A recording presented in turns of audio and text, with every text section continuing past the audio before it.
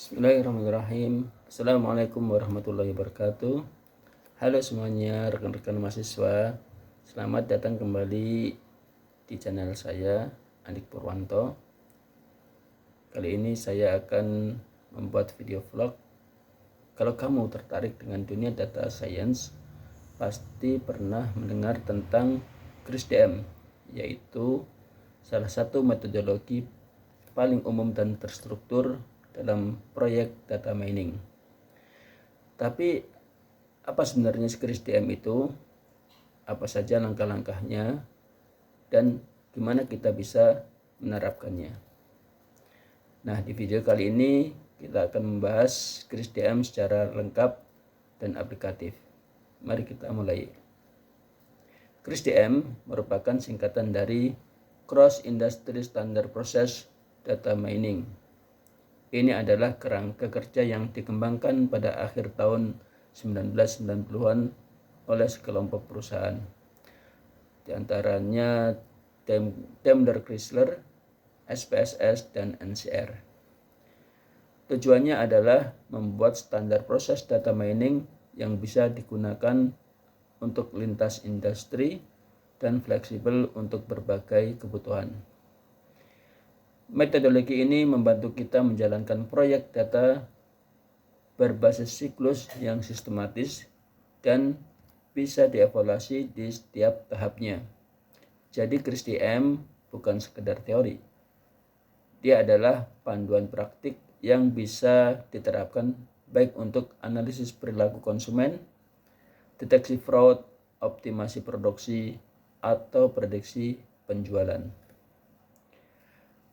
Metodologi CRISDM terdiri dari 6 tahapan utama. Nah, ini akan kita bahas satu persatu ya. Tahap yang pertama adalah business understanding.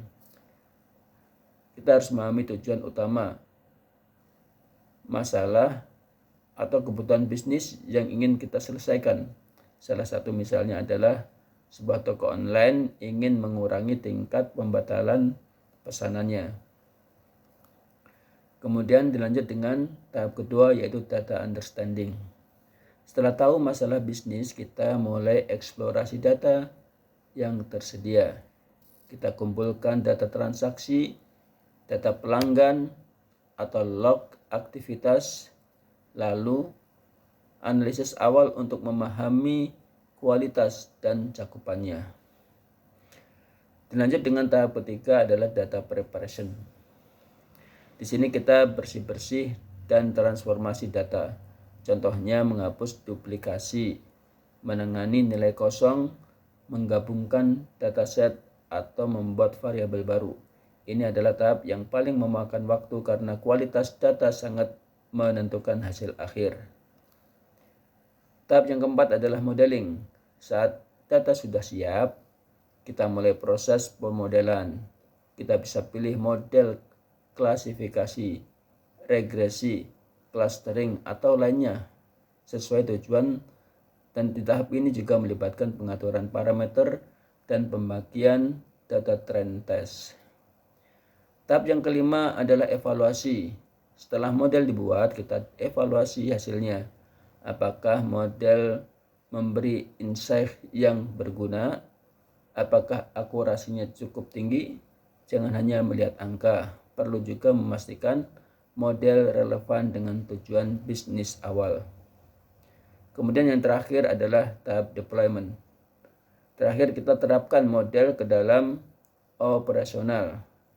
Bisa berupa dashboard interaktif, rekomendasi otomatis atau sistem notifikasi, dan jangan lupa deployment bukan akhir. Kita terus pantau dan perbarui sesuai perubahan kondisi.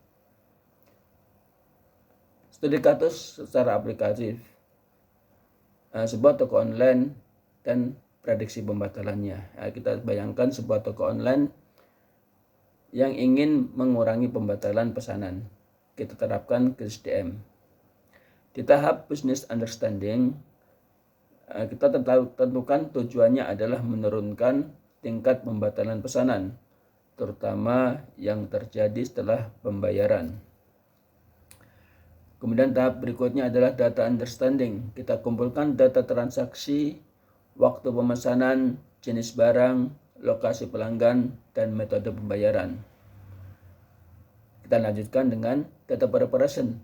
Kita bersihkan data yang tidak lengkap. Buat variabel baru seperti waktu antara checkout dan pembayaran. Lanjut dengan modeling, kita gunakan algoritma klasifikasi seperti random forest untuk memprediksi kemungkinan pembatalan.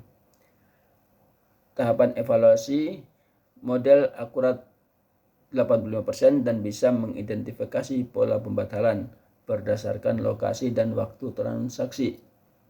Terakhir, deployment, kita buat sistem notifikasi otomatis yang memberi peringatan ke admin saat pesanan berisiko tinggi untuk dibatalkan. Nah, gitu. Jadi, CrisDM membantu kita menjalankan proyek data mining dengan lebih rapih, lebih terarah, dan tentunya berdampak nyata. Kalau kamu sering belajar data science, maka memahami metodologi ini dengan baik karena dia akan menjadi fondasi banyak proyek analisis yang kamu kerjakan nantinya.